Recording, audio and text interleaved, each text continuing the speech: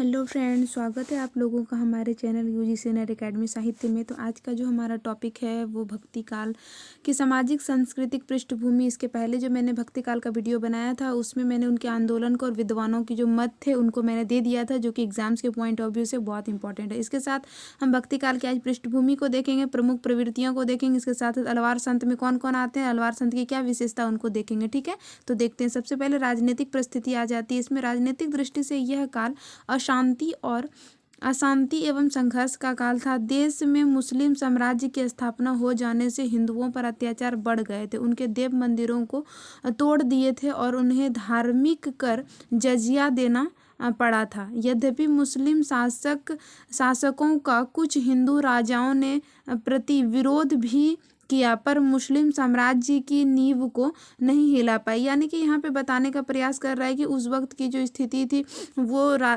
हिंदू पर बहुत ज़्यादा अत्याचार हो रहे थे। ठीक है, आगे यहाँ पे देखेंगे। मुस्लिम शासकों में कुछ तो कट्टर धर्मांत एवं असहिष्णु थे। ठीक है, और उसमें कुछ उदार एवं सहिष्णु सम्राट थे। आइए हमारा आ गया सामाजिक इसके अंतर्गत। और यहाँ पे अब देखते हैं, यहाँ पे ये आ गया राजनीतिक के अंतर्गत। यहाँ पे अब हम देखते हैं धार्मिक। ठीक है, धार्मिक में क्या थी? परंपरागत धार्मिक दृष्टि से तत्कालीन उत्तर भारत में वैष्णव धर्म का रूप मिलता है।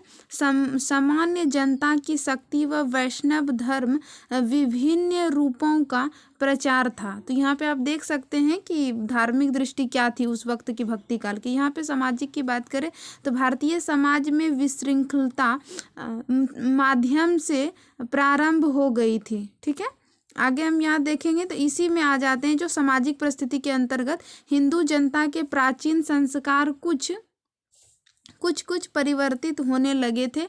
वर्ण श्रम व्यवस्था समाज में थी, परंतु उच्च वर्ग के प्रति आदर भाव समाप्त हो गए थे। समाज में बहु विवाह, सती प्रथा, सॉरी फ्रेंड यहाँ कोमा होगा, पर्दा प्रथा एवं बाल विवाह का प्रचलन हो रहा था उस वक्त। क्योंकि उस वक्त इतना ज़्यादा अत्याचार हो रहे थे कि जो मतलब गरीब मतलब पिता थे वो सोचते थे कि मतलब जल्दी ही अगर अपनी हम पुत्री का विवाह करा देंगे तो मतलब वो सेफ हो जाएगी, कुछ ऐसे टाइप से। मतलब इतना ज़्यादा अत्याचार बढ़ रहे थे। आगे हम देखेंगे यहाँ पे मुस्लिम अत्याचार के कारण हिंदू पिता छोटी उम्र में ही बालिकाओं के विवाह कर देते थे। शासक वर्ग के धर्म में कुछ हिंदू स्वार्थवश स्वीकार कर रहे थे। साथ ही बालात्य धर्म परिवर्तन भी करवाकर हिंदू को मुसलमान बनाया जाता था। मतलब इतना ज़्यादा उस वक्त हिंदू को टॉर्चर किया जा रहा था। ठीक है, तो आप लोग यहाँ पे देख सकते हैं, मैंने बहुत शॉर्ट्स में के माध्यम मैंने बहुत शॉर्ट तरीके से बताने का प्रयास कर रही हूँ। समाज में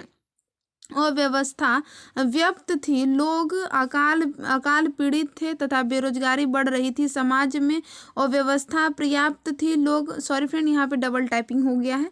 समाज में दो वर्ग थे। प्रथम वर्ग के अंतर्गत राजा, सामंत, सरदार, अमीर, सेठ, साहूकार आते थे और जो अत्यंत ही विलास प्रिय और सुविधा संपन्न थे। मतलब ये सब जो थे वो सुविधा संपन्न थे। और दूसरा वर्ग जो था जिसमें कि आ जाते थे किसान, मजदूर, सेना थे, जिन्हें कि यथेष्ट परिश्रमिक भी न मिलता था। मतलब कि जो उनका परिश्रम भी था वो भी उनको नहीं मिल पाता था। ठीक है, आगे हम देखेंगे समाज में समन्वय का अभाव था। सामान्य जनता में रहन सहन का स्तर भी निम्न कोटि का था। तो यहाँ पे मतलब कि रहन सहन का स्तर निम्न मतलब कि बहुत निचला क्वालिटी का था। ठीक है, तो यहाँ पे देख सकते हैं, यहाँ पे उच्च वर्ग भी थे। यहाँ पे बोल सकते हैं कि दो वर्ग में बांटा गया था।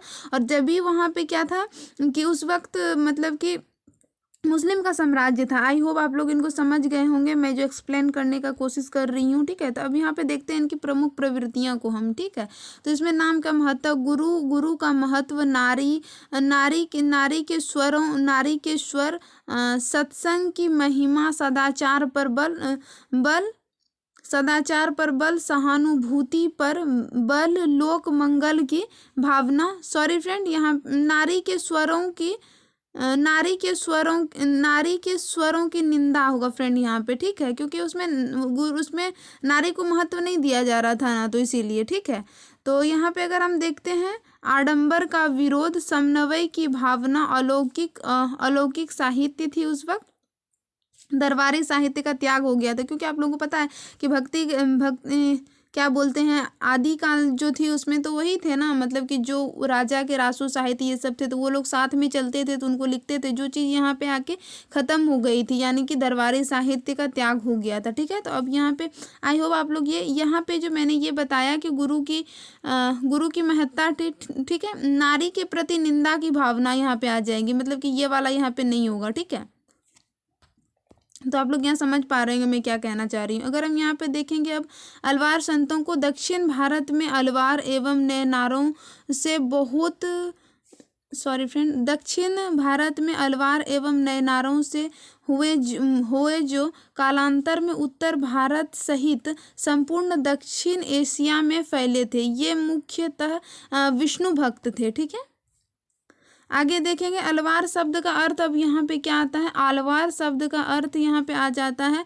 मग्न होना या फिर आध्यात्मिक ज्ञान रूपी समुद्र में गोता लगाना। ठीक है, इसके बाद यहाँ पे हम देखेंगे तो अलवारों का संबंध दक्षिण भारत के केरल प्रांत से है। अलवारों की संख्या 12 मानी गई है। ठीक है, यहाँ पे अलवारों में के नाम है, यहाँ पे देख सकते हैं, मोयंग अलवार, भूतंत अलवार, पे अलवार, तिरुमली, सोई अलवार, नम अलवार, मधुर अलवार और कुलशेखर अलवार, और फिर यहाँ पे पेरी अलवार, फिर यहाँ पे आ जाएंगे हमारे आंडाल्य अलवार। यानी कि मैं ये बताना चाहूँगी ये एक महिला थी। ठीक है, यहाँ पे अलवारों में कि मतलब ऐसा भी इनके बारे में बुक में दिया हुआ है कि ये जो मतलब जिनका ये पूजा करती थी उनको अपने प्रेमी के रूप में पूजा करती थी, और ऐसा भी बोला जाता था कि वो जब कोई माला बनाती थी या फिर कुछ उनको वस्त्र या फिर कुछ भी आभूषण चढ़ाने के लिए तो या फिर भोजन, तो ऐसा बोला जाता है, लिखा हुआ है कि वो खुद पहले उसको टेस्ट करती थी या फिर माला बनाती थी तो पहले खुद में वो पहन के वो देखती थी कि वो कैसा मतलब लग रहा है, फिर वो अपने उससे पूछती थी कि ये ठीक लग रहा है ना, मतलब ऐसे टाइप से वो पूजा करती थी। यानी कि ये हम बोल सकते हैं तो प्रेमी टाइप से ये अपने मतलब पूजा करती थी। ठीक है, तो हम आगे यहाँ पे देखेंगे तोडर डिपोडो अलवार। यहाँ पे फिर है, यहाँ पे ये फ्रेंड ये अलवार संतों के ये नाम है जो कि इसीलिए इस प्रकार है। तरुपन, फिर आ जाएंगे तिरुमंगई। ये इतने इंपॉर्टेंट तो नहीं है बट इसको ध्यान में रखने की जरूरत है। अलवार संतों की भाषा जो थी वो तमिल थी तो इसीलिए ये वाला नाम आपका तमिल का मिल जाएगा। इनका और एक नाम है जो कि सारे के नाम संस्कृत में आते हैं। ठीक है, लेकिन ये सब इतना इंपॉर्टेंट नहीं है इसीलिए मैंने नहीं लाया है। अलवार संतों सॉरी फ्रेंड, यहाँ होगा अलवार संत स्वामी पति प्रिय पुत्र के रूप में नारायण को पूजती थी। ठीक है, और यहाँ पे देखेंगे 63 नैनारों की संख्या, यानी कि अलवार कितने हैं, 12 हैं, तो नैनार की अगर पूछ ले तो नैनार 63 है। सबसे प्रसिद्ध नम्य अलवार है। ठीक है, तो आई होप यहाँ पे आप लोगों को ये समझ में आई होगी। ये मेरी छोटी सी प्रयास, कुछ त्रुटि है उसके लिए मैं माफ़ी मांगूंगी। मेरी बहुत ही छोटी सी प्रयास है आप लोगों से सीखने की और कुछ थोड़ा सिखाने की। ठीक है, तो आई होप आप लोगों को ये क्लास अच्छी लगी होगी। पेपर 1 से जुड़ना चाहते हैं तो मैम का क्लास है, आप उनसे जुड़ सकते हैं। Easy notes for you online study channel. अगर आप हिंदी विषय से तैयारी कर रहे हैं तो आप मेरे चैनल के साथ जुड़ सकते हैं। वीडियो के साथ बने रहने के लिए बहुत बहुत धन्यवाद।